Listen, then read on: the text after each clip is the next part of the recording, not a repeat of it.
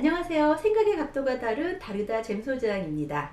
지난 시간에 대학의 순위를 기준으로 대학을 선택할 때 어떤 것들을 고려해야 되는지에 대해서 이야기 나눠봤는데요. 오늘은 주립대와 사립대 어디로 선택하는 게 좋을까요에 대한 답변을 이야기하도록 하겠습니다. 미국 하면 떠오르는 유명 사립대들이 많죠. 여러분들께서 익히 잘 알고 계시는 하버드, 예일, 코넬 이런 아이비리그에 포함된 대학들은 모두 사립대학이 맞아요. 뿐만 아니라 공대로 유명한 MIT, 의대로 유명한 존스 홉킨스, 경영대로 유명한 NYU, 서부 지역 최고의 대학이라고 불리우는 스탠포드 등등 30위권 내에 있는 대학들은 대부분 사립대학입니다. 그래서 미국 대학으로 가려면 사립대를 선택하는 게 의미가 있지 않나 라고 생각하시는 분들이 종종 있는데요. 하지만 제 생각은 조금 다릅니다. 상위권 대학이 아니라면 굳이 사립대를 고집할 필요가 없다라는 거죠. 왜냐하면 상위권 명문대가 아닌 사립대들은 인지도에서 많이 떨어집니다. 학교 자체는 좋은 대학일 수도 있고 학교가 위치한 그 지역에서는 알려져 있는 대학이라서 마치 숨어있는 명문대의 느낌을 가질 수도 있지만 현실에서는 이름만 어려운 대학일 수가 있다라는 거죠. 오히려 무슨 주립대, 유니버시티 오브 땡땡땡 이렇게 주의 이름을 내세운 대학들은 대부분 그 주에서 가장 좋은 대학인 경우가 많아요. 그 대학이 얼마나 좋은 대학인지는 몰라도 일단 주 이름이 들어간 대학이라면 그래도 들어본 대학이라는 생각이 들기도 하고요. 주립대라면 기본 이상의 대학을 다니고 있는 것으로 보여지기도 합니다. 물론 다른 사람들한테 어떻게 보여지는가 보다는 대학의 내실을 보고 판단해야 하는 거 아닌가라는 생각이 드시는 분들이 있으실 텐데요. 그 내실이라는 것이 단순하게 사립대와 주립대의 차이로 나눌 수는 없기 때문에 우선 인지도를 생각해 볼 때 유명 사립대가 아니라면 무난한 주립대가 더 유리할 수 있다는 거죠. 다만 주립대를 선택하실 때 꼭 주의하셔야 하는 게 있는데 본교와 분교의 차이점입니다. 미국의 주립대들은 여러 도시에 분포되어 있는 경우가 많아요. 예를 들면 뉴욕 주립대 캠퍼스가 몇 개나 있을 것 같나요? 자그마치 64개의 캠퍼스가 있습니다. 그 64개의 캠퍼스 중에서는 빅4라고 불리는 대학이 있고 다른 캠퍼스들보다 훨씬 많은 인정을 받고 있습니다. 역사와 전통을 자랑하는 위스콘신 주립대학의 경우도 메인 캠퍼스인 메디슨 캠퍼스와 그 외의 캠퍼스는 인지도와 순위는 말할 것도 없고 교수진이나 커리큘럼에도 큰 차이가 있습니다.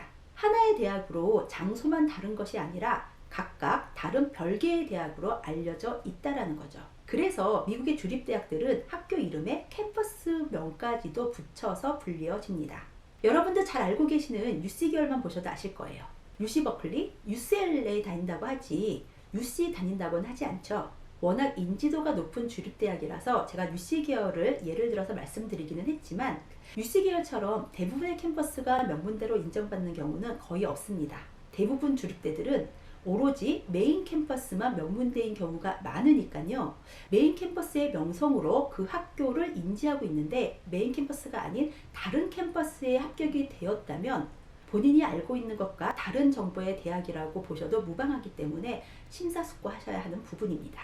그리고 사립대의 경우 학생 수가 적어서 관리받기가 좋다고 생각하시는 분들이 종종 있는데요.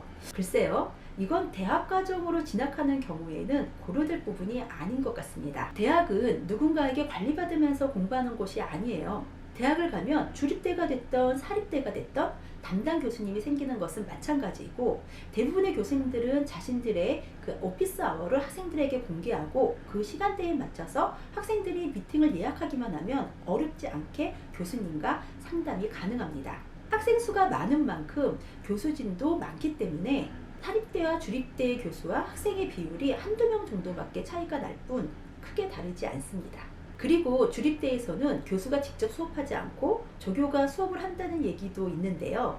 그렇지 않습니다. 수업은 교수님이 하시고 조교는 실험실이나 연구실 같은 곳에서 만나게 되는 경우가 일반적이에요. 물론 정교수가 아닌 강사로부터 수업을 받게 되기도 하지만 조교가 대부분의 수업을 한다는 것은 잘못된 정보입니다. 오히려 주립대의 경우 학교 규모가 큰 만큼 한 과목에 대해 다양한 시간대와 여러 교수님의 수업이 있기 때문에 오히려 나한테 잘 맞는 교수님 수업을 찾아서 들을 수 있고 다양하게 과목을 접할 수 있는 기회가 있기 때문에 협업의 기회까지 얻을 수 있습니다. 그래서 저는 소규모 사립대학보다는 대규모 주립대가 훨씬 많은 기회를 얻을 수 있다고 생각합니다. 그리고 사립대의 경우 학비가 비싼 만큼 장학금의 기회가 많기 때문에 혹시라도 사립대를 최종 선택한 학생이 있다면 장학금 프로그램에 대해 꼭 알아보시는 게 좋을 듯 합니다. 오늘 사립대와 주립대에 대해 말씀드렸는데요. 저는 중위권 사립대보다는 무난한 주립대를 추천드린다는 의견 드렸어요. 주립대가 인지도가 더 높은 경우가 많고 학교 규모가 큰 만큼 기회가 많다라는 이유 때문이죠. 다만 주립대의 경우 여러 캠퍼스가 있으니 메인 캠퍼스가 아니라면 선택에 신중해야 한다는 거 잊지 마시고요. 제일 중요한 건 만약 상위권 사립대에 합격을 했다면 오늘 제가 말씀드린 경우에는 해당하지 않고 있기 때문에 무조건 주립대만 선택하시면 안 됩니다. 다음 영상에서는 대학의 위치를 선택의 기준으로 둘 경우에 대해서 이야기 나눠보겠습니다. 그럼 다음 영상에서 만나요.